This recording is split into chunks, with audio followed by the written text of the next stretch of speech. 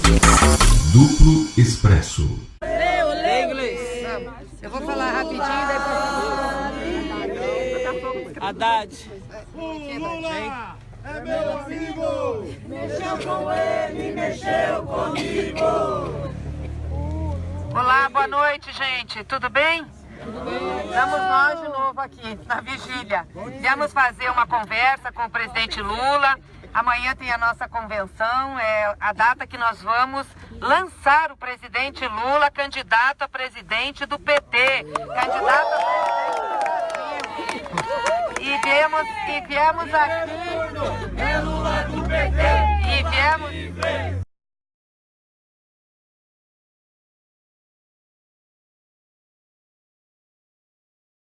Não tem plano B!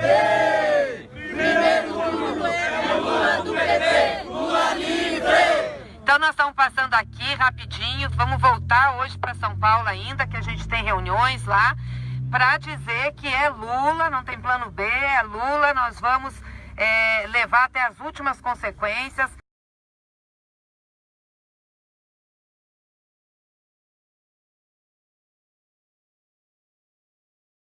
Temos certeza que a nossa militância, a mobilização social vai estar dia 15 em Brasília para a gente registrar Lula nos braços do povo.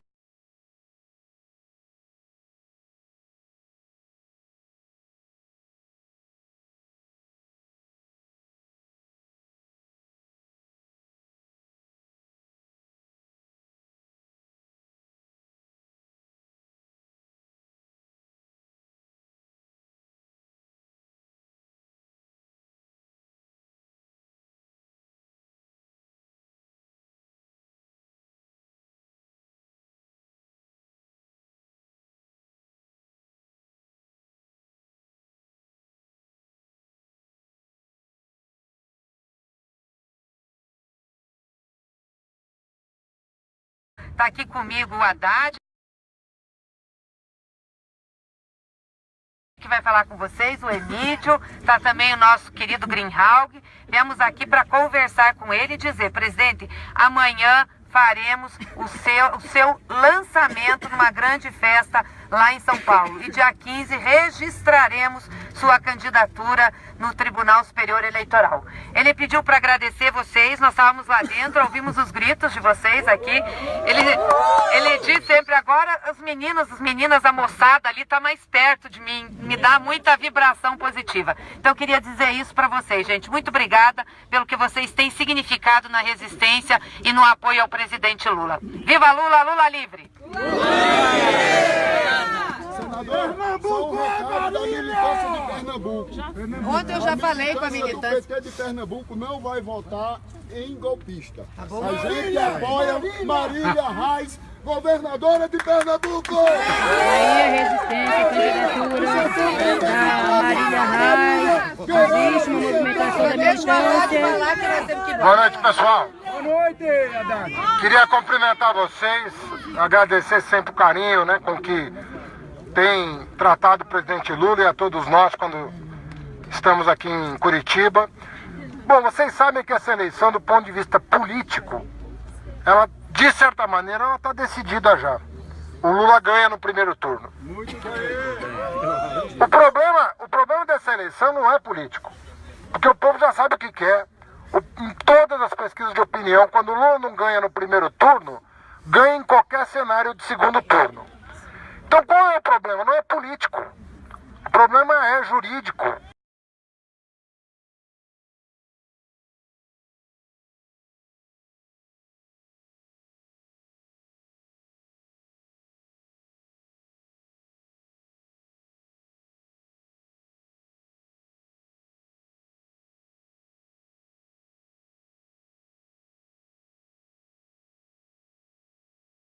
E por isso que nós toda hora estamos vindo aqui.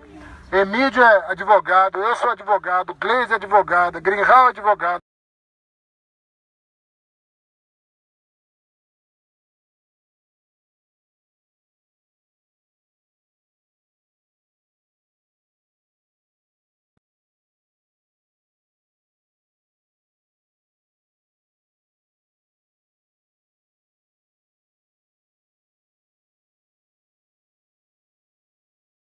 Doutor Pereira, que está aqui conosco, é especialista em direito eleitoral.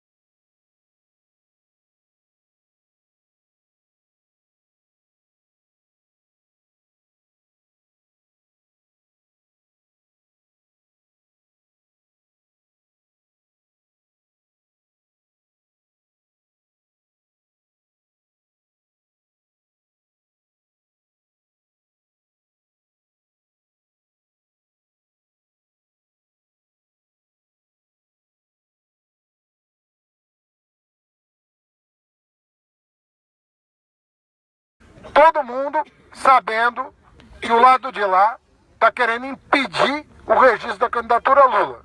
E o lado de cá está se valendo da lei e da jurisprudência, ou seja, do entendimento dos tribunais até aqui, para garantir a candidatura do Lula.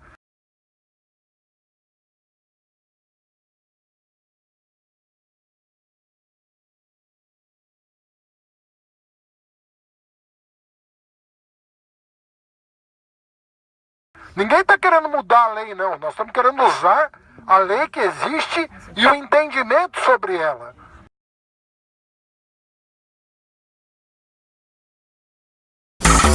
Tratando especialmente da promiscuidade, aquela promiscuidade brasiliense do poder, que é normal numa democracia representativa.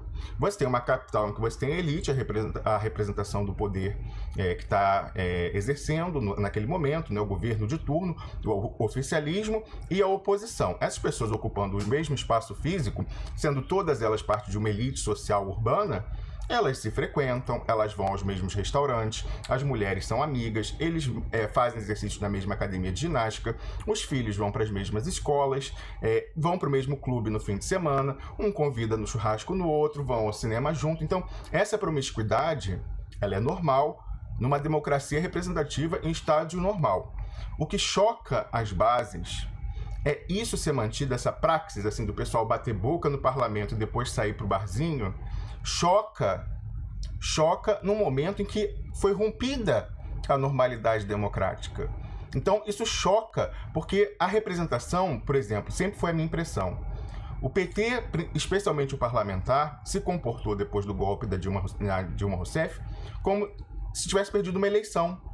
Eu vi assim, logo depois da votação, a senadora Gleisi Hoffmann, eu vi a entrevista que ela deu na TV Senado, logo depois que ela saiu ali da votação, ela falou, então agora, né, nós passamos para a oposição, né, e fomos derrotados, então passamos para a oposição, e eles agora, esse governo, vamos ver como é que é. Então assim, foi exatamente como se tivesse perdido uma eleição, a gente era governo, foi tirado, não eleitoralmente, mas na mente deles sim, falou, então agora a gente é a oposição, e seguiu se comportando como se fosse uma oposição parlamentar, a todo momento, ele falava golpe, mas não agia como se tivesse sido golpe. Então continuou toda essa promiscuidade brasileira. Eu entendo que essas pessoas fazem isso, eu entendo, eu não estou falando aqui com nenhum demérito, que a política tem uma dose de teatralidade. Então, assim, aquela virulência que as pessoas fazem ali da tribuna, quando na verdade falam, você é um golpista, você é canalha, canalha, canalha.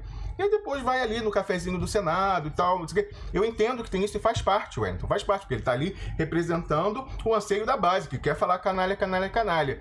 O problema é quando essa promiscuidade brasiliense submete o político, submete a grande disputa política. Então, a partir do momento que, por causa dessa promiscuidade brasiliense, esses representantes deixam de exercer o mandato no sentido de dar consecução às aspirações das bases, aí é um problema. E aí, no final, ontem a gente falou que isso extrapola até a representação política. Quando a gente colocou aqui questões dessa promiscuidade, com o advogado que vai defender o presidente Lula no TSE, indo anteontem lançar um livro seu em coautoria com Fux, que está em todo momento expressando como vai ser o golpe no TSE. E aí tem a foto dos dois, um do lado do outro.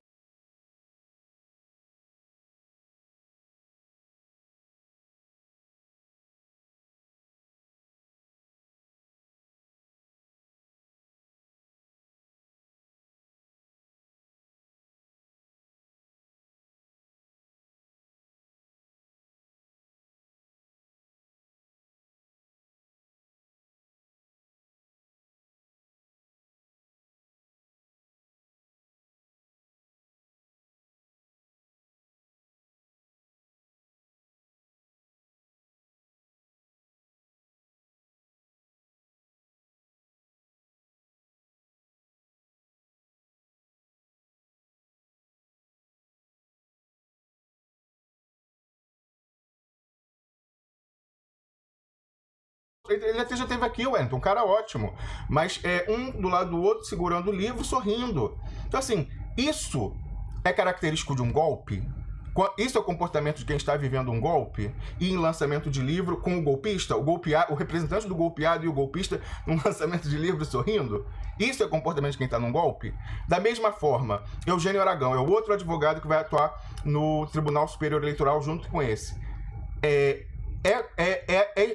crível que seja um golpe quando esse advogado, que foi ministro do governo, da Justiça do governo golpeado, se torna conselheiro da República do presidente golpista?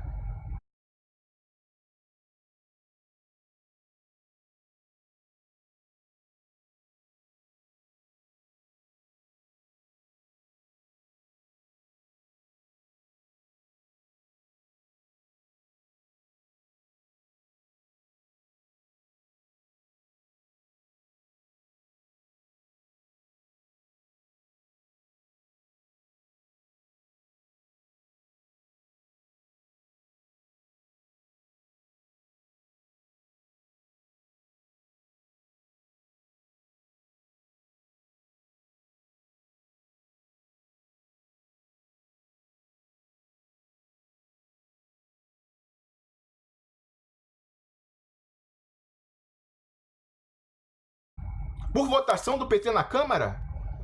Essa promiscuidade brasiliense, que eu entendo, Wellington, não estou sendo moralista, eu entendo. O problema é um momento histórico que não comporta isso.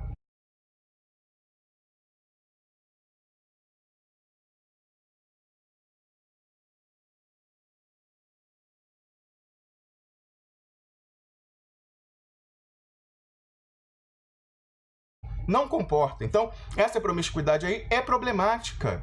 É problemática, é por isso que a gente está aqui e é por isso que tem essa frustração nas bases. Porque essa representação continua se comportando como se estivesse em condições normais, temperatura e pressão lá da fixa, CNTP. Eles continuam se comportando como se tudo estivesse, como se nós estivéssemos nos anos 2000, nos anos 90. Não estamos mais. A luta desse ano de 2018 é definidora da nacionalidade. Ou a gente derrota o golpe nesse ano para preservar um espaço de construção de um projeto de desenvolvimento autônomo nacional, ou acabou, ou o Brasil, se deixarem aquela história que o Zé Dirceu falou de deixar 6 anos e voltar depois,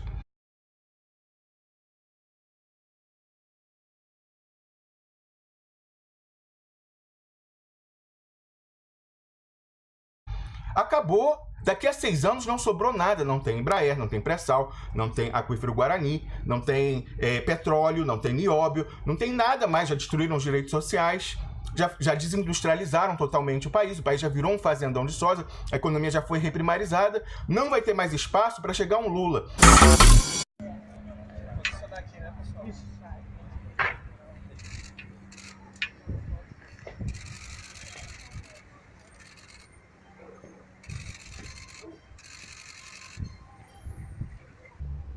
Aí você vai vivendo. Ele fala assim, eu pensei que ia ficar aqui uma semana só. Falei, mas nós também pensamos. Nós também queríamos que tivesse sido só uma semana.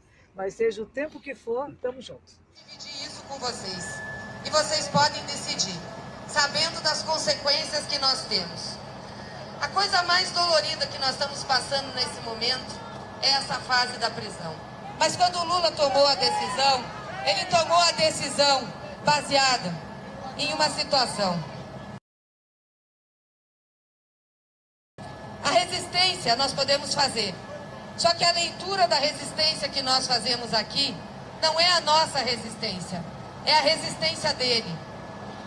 O Ministério Público pediu ontem a prisão preventiva do Lula porque ele estava dentro do sindicato e não se apresentou até às 17 horas.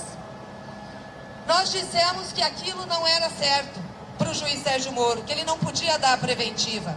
E eu vou explicar a diferença da preventiva e da prisão atual. Por que que ele não podia dar a preventiva? Porque o Lula não estava em lugar incerto e não sabido. Ele estava no sindicato, em lugar público e conhecido mundialmente, inclusive. E nós conseguimos segurar. Mas o juiz Sérgio Moro mandou avisar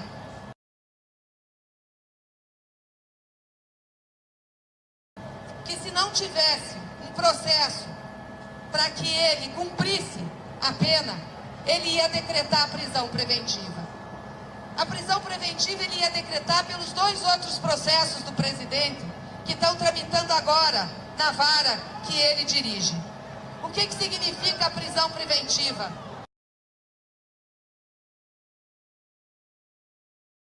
Que nós não podemos ter o habeas corpus do presidente Lula.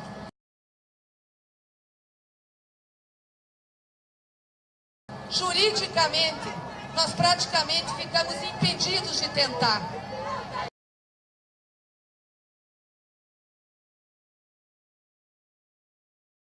O que nós, não é isso, o que nós temos é uma chance de tentar o habeas corpus desta prisão por esse primeiro processo.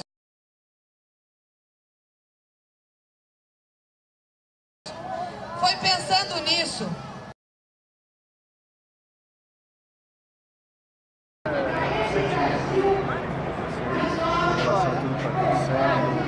Ao julgamento, a essa situação, se vocês acham que ele devia se entregar ou não. E por isso que determinaram a prisão.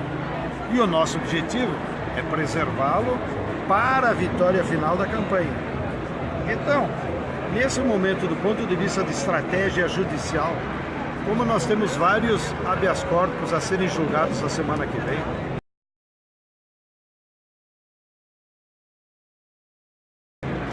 para nós preservar o Lula do ponto de vista da sua integridade e da possibilidade de disputar, é melhor que ele se entregue agora e saia numa semana.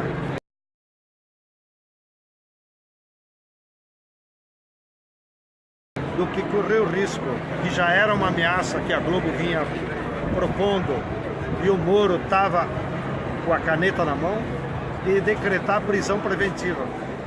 A prisão preventiva, para os nossos militantes entenderem, é uma prisão que o juiz decreta e por 80 dias não há condições de habeas corpus.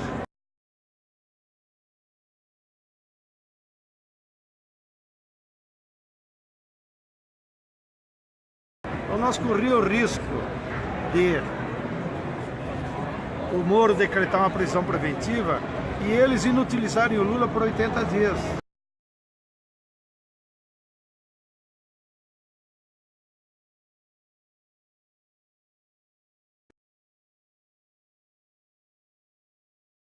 Porque nós temos um recurso ainda que vamos entrar segunda-feira com o embargo dos embargos. Então, gente, ó, tranquilidade. Engraçado, eu estou muito mais tranquilo hoje do que em 1980. Estou muito mais tranquilo. Outra vez o Beto passar aqui hoje, quem sabe, quando o Beto chegar em Petrópolis, já vou estar salvo aqui, porque eu acho que deve acontecer alguma coisa juridicamente.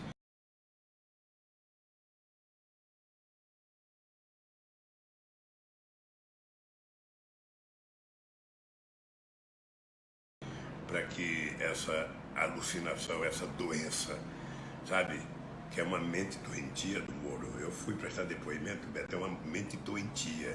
É uma obsessão em que a mentira não tem limite. Então, só para dizer, bom, olha, estou muito bem, companheiros e companheiras, sabe, tô leve, com a consciência tranquila, de que pode demorar um pouco, mas nós vamos vencer essa batalha. Portanto, bom encontro para vocês. Bom final de semana e, se Deus quiser, quem sabe a semana que vem estaremos juntos.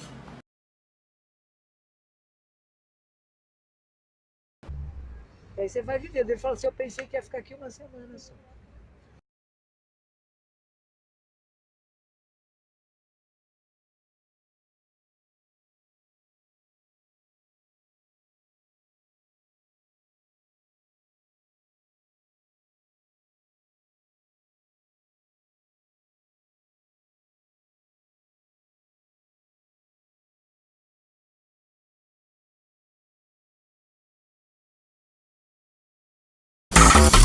Essa máquina ali do PT jurídico, a mesma que levou o Lula à cadeia e falou, olha, você tem que ir preso, senão você vai ficar preso. Lá em São Bernardo. Inclusive, eu queria falar, Wellington, sobre isso. A Monja Cohen, ela que foi lá essa semana visitar o Lula, ela confirmou o que a gente disse aqui, que o Lula falou para ela que a expectativa dele é que ele ia ficar uma semana só preso.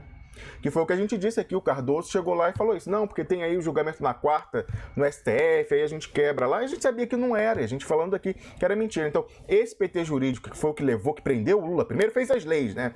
Fez a ENCLA aí, que estava falando do Samuel, lá uma obra coletiva lá do Mensagem ao Partido, começando com Tarso Genro, depois o José Eduardo Cardoso fazendo, e esse pessoal que fez a Arapuca, depois levou o Lula à cadeia, falando, ó, você tem que ir preso, senão você vai ficar preso, lá com aquela mentira lá de 81 dias.